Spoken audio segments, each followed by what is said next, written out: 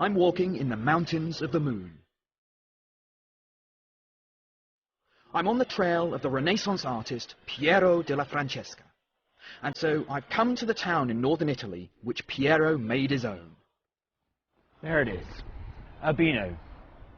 I've come here to see some of Piero's finest works, masterpieces of art, but also masterpieces of mathematics.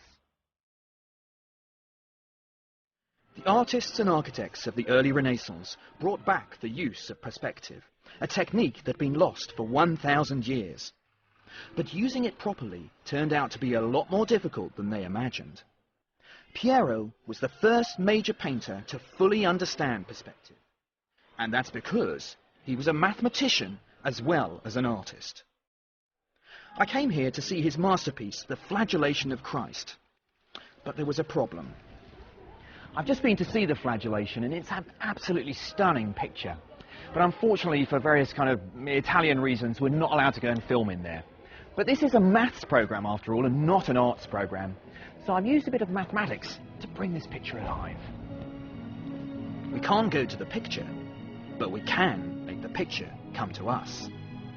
The problem of perspective is how to represent the three-dimensional world on a two-dimensional canvas.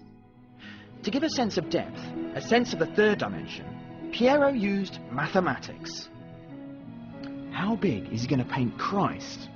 If this group of men here are a certain distance away from these men in the foreground.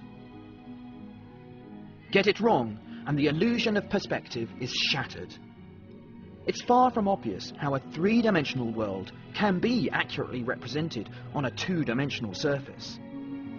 Look at how the parallel lines in the three-dimensional world are no longer parallel in the two-dimensional canvas, but meet at a vanishing point. And this is what the tiles in the picture really look like.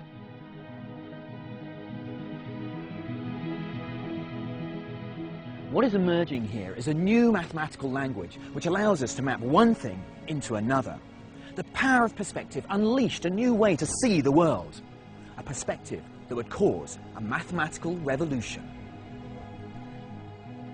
Piero's work was the beginning of a new way to understand geometry. But it would take another 200 years before other mathematicians would continue where he left off.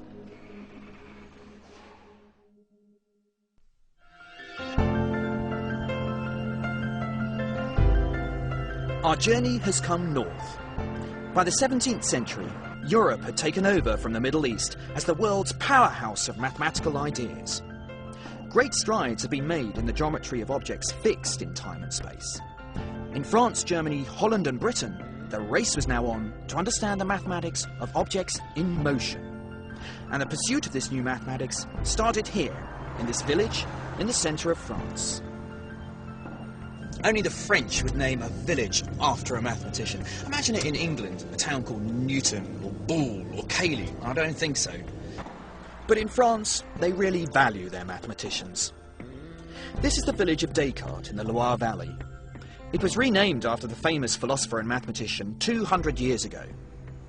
Descartes himself was born here in 1596, a sickly child who lost his mother when very young. So he was allowed to stay in bed every morning until 11 a.m, a practice he tried to continue all his life. To do mathematics, sometimes you just need to remove all distractions and to float off into a world of shapes and patterns. Descartes thought that the bed was the best place to achieve this meditative state. And I think I know what he means.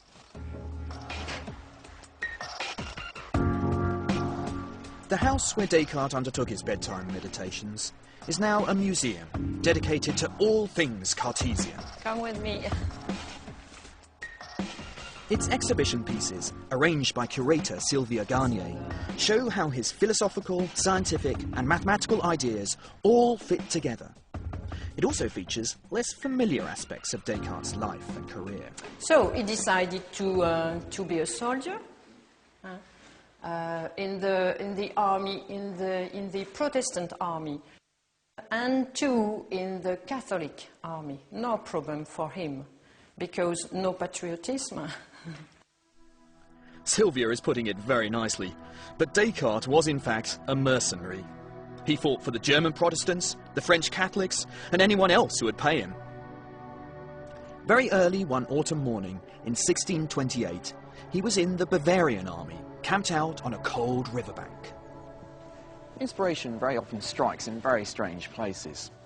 A story is told how Descartes couldn't sleep one night, maybe because he was getting up so late, or perhaps he was celebrating St. Martin's Eve and had just drunk too much. Anyway, problems were tumbling around in his mind. He was thinking about his favourite subject, philosophy, but he was finding it very frustrating. How can you actually know anything at all? Then he slips into a dream.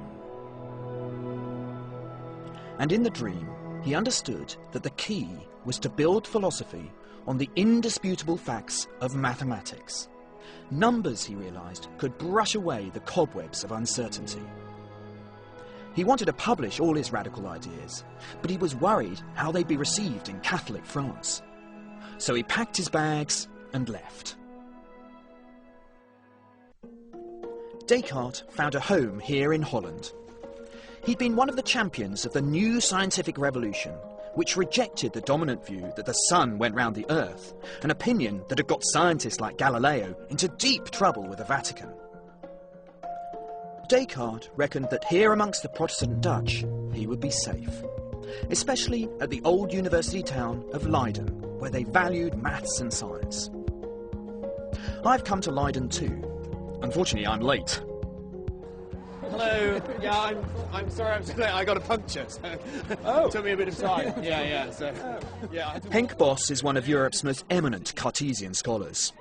He's not surprised the French scholar ended up in Leiden. He came to talk with people, and some people were open to his ideas. This was not only mathematics, it was also mechanics, especially. He merged algebra and geometry. Right. So you could have formulas and figures and go back and forth. So a sort of dictionary between the two provides... Yeah.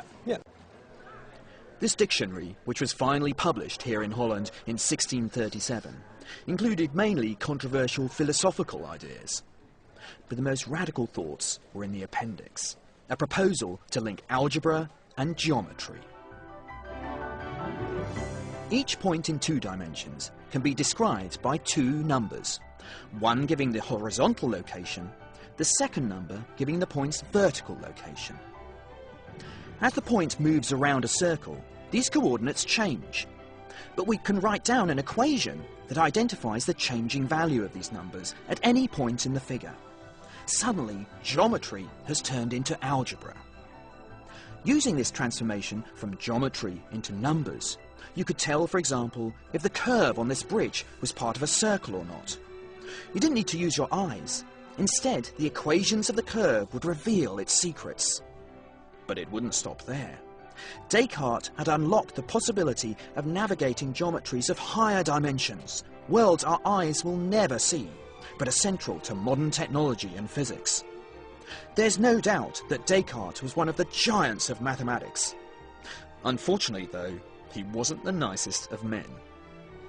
I think he was not an easy person. So, and he was very much concerned about his image. He was entirely self-convinced that he was right, also when he was wrong. And his first reaction would be that the other one was stupid and hadn't understood it. Descartes may not have been the most congenial person, but there's no doubt that his insight into the connection between algebra and geometry transformed mathematics forever. For his mathematical revolution to work, though, he needed one other vital ingredient. To find that, I had to say goodbye to Henk and Leiden and go to church.